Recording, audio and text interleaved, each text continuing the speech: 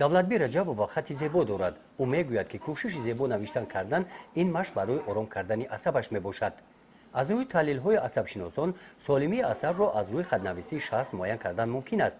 ҳамин нуқтаро байнобат гирифта дар ноҳияи восе оғоз аз соли 2000 ҳамасола озмуни хати зебо гузаронида мешавад.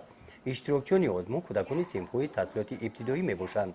хати зебо пеш аз ҳама азинаи аввали ибтидоӣ, азинаи мактабӣ, азинаи аввал меган ку хишти аввал чун ниҳод меъмор каш то ба охир меравад девор каш.